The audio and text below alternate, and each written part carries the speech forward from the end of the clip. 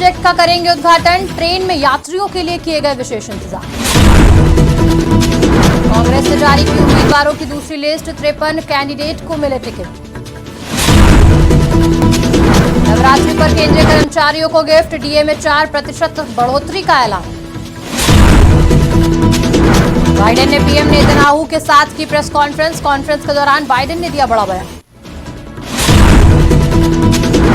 Investor summit के चलते विदेश यात्रा पे सीएम धामी। अबू धाबी में बन रहे मंदिर को देखने पहुंचे धामी।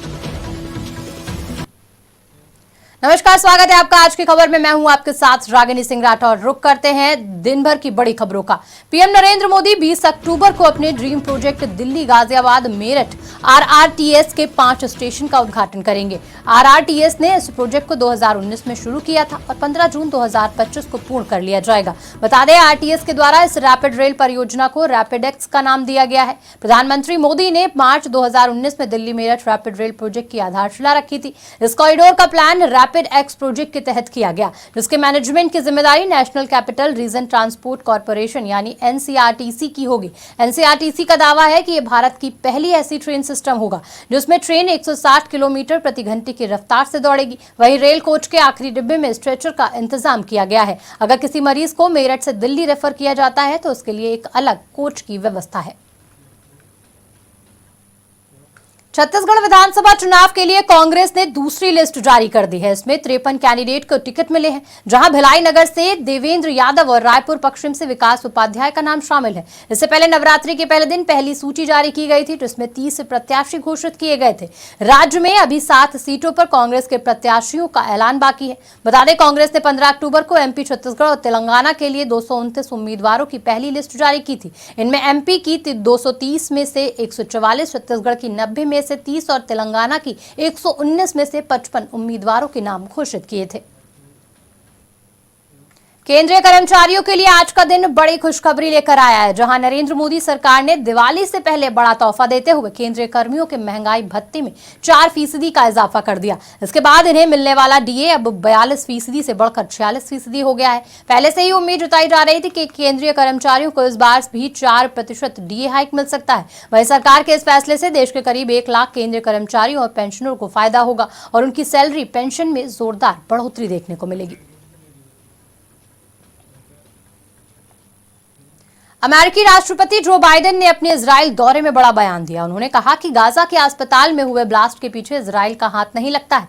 बाइडेन ने कहा, उन्हें लगता है कि इस हमले के पीछे कोई दूसरी टीम है।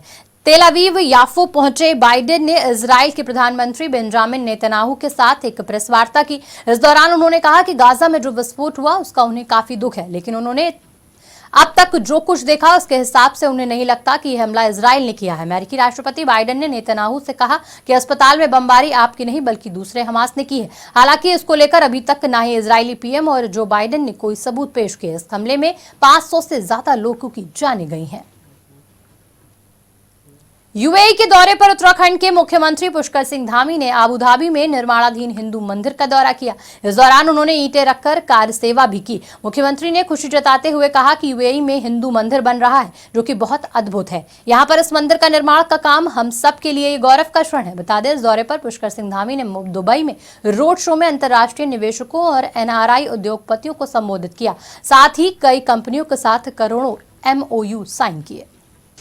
यूएई में हिंदू मंदिर जो यहाँ बन रहा है बहुत ही अद्भुत है और पूरे हिंदू धर्म को यहाँ पर स्थापित किया जाने का काम, इस मंदिर के निर्माण का काम हम सब के लिए बहुत ही गौरव के क्षण हैं। और निश्चित रूप से यहाँ पर आकर मैं समझता हूँ भगवान की कृपा से हम यहाँ पहुँचे हैं।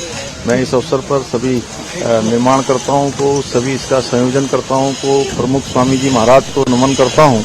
साथ ही हमारे आदरणीय प्रधानमंत्री मोदी जी का, कि उनकी प्रेरणा से भी इस मंदिर का काम हो रहा है और उन्हीं के कर कमलों से आगे ये मंदिर का जो शिला पूजन से लेकर यहाँ पर इसके उद्घाटन का भी जो है कार्यक्रम होना है। तो आज कहीं न कहीं उनके नेतृत्व में पूरे विश्व के अंदर हमको मान सम्मान, पहचान और लोगों के बीच में सहयोग प्राप्त हो रहा है। ये उनका करिश्माई नेतृत्व है। समाजवादी पार्टी के सीनियर नेता आजम खान को कोर्ट से बड़ा झटका लगा। रामपुर की एमपीएमएलए कोर्ट ने फेक बर्थ सर्टिफिकेट केस में आजम खान, उनकी पत्नी और उनके बेटे अब्दुल्ला आजम को दोषी करार देते हुए 7 साल की सजा सुनाई। बता दें कि फेक बर्थ सर्टिफिकेट का ये केस 2017 के यूपी विधानसभा चुनाव से जुड़ा है। तब अब्दुल्ला आजम ने रामपुर की स्वार विधानसभा सीट से सपा की टिकट पर चुनाव लड़ा था। इस चुनाव में उनकी जीत भी हुई, लेकिन चुनावी नतीजों के बाद उनके खिलाफ हाईकोर्ट में केस दाखिल किया गया। उन पर आरोप लगाया गया कि अब्दुल्ला आजम ने चुनावी फॉर्म में जो उम्र बताई, असल में उनकी उम्र उतनी नहीं है। आरोप था कि अब्दुल्ला विधायक को चुनाव लड़ने की उम्र का पैमाना पूरा नहीं करते हैं। ये मामला हाईकोर्ट पहुंचने के बाद इस पर सुनवाई शुरू हुई और अब्दुल्ला की तरफ से पेश किए गए जन्म प्रमाण पत्र को फर्जी बताया गया। इसके बाद स्वार सीट से उनका चुनाव रद्द कर दिया गया और आज इस मामले में पूरे परिवार को सजा सुनाई गई। और फैसले में फर्क होता है। ये फैसला हुआ जी, तो क्या फैसले के खिलाफ आप इसमें अपील करेंगे? विचार करेंगे। अरे यार हमारे वकील लोग करेंगे विचार। कल से ही पूरे शहर को मालूम था, आपके छोटे चैनल्स पर चलने लगा था कितनी सजा होनी है। क्या कहें इससे ज़्यादा, ये भी मालूम था कितनी सजा होनी है, कल से मालूम था।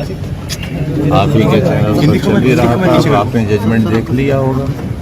आजम खान साहब के ऊपर लगातार इसी तरह का हमला हो रहा है और बड़ी साजिश की वजह से उनके साथ इस तरह का व्यवहार हो रहा है। बीजेपी के नेता और कुछ बाहर से लाए हुए अधिकारी ये उनके साथ साजिश पहले दिन से करते रहे। और ये बात हो सकता है मैं गलत कहूं, हो सकता है लोग मेरे पे टिप्पणी करें, लेकिन ये भी हो सकता है कि नेता बड़े हैं, वो यूनिवर्सिटी बना दी, इसलिए उन्हें ये सजा मिल रही है। आप काम कर मत करिए बीजेपी की तरह, आप काम मत करिए, बस नफरत फैलाइए। जहां आपको जाति की नफरत मिल जाए वहां फैलाइए, धर्म की नफरत फैल जाए धर्म की फैलाइए।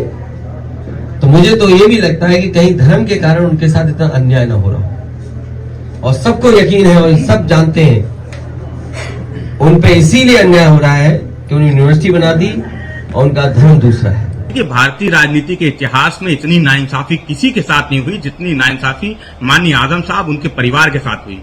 जिस तरीके से एक मामले में माननीय आजम साहब को सजा सुनाई गई थी, उनकी सदस्यता गई थी, और जब उस फैसले को माननीय आजम साहब ने ऊपरी अदालत में चुनौती दी तो उस न्यायपालिका ने एक अधिकारी पर टिप्पणी करते हुए माननीय आजम साहब को दोष मुक्त करार दिया था। माननीय आजम साहब, उनके परिवार को आज फिर से न्यायपालिका द्वारा सजा दी गई है। समाजवादी पार्टी को देश की न्यायिक व्यवस्था में विश्वास है। समाजवादी पार्टी ये जानती है कि ऊपरी अदालत में जब इस फैसले को चुनौती दी जाएगी तो माननीय आजम साहब, उनका परिवार दोष मुक्त करार दिया जाएगा। सत्य परेशान हो सकता है, लेकिन इस तरह की तमाम खबरों के लिए देखते रहिए आज की खबर।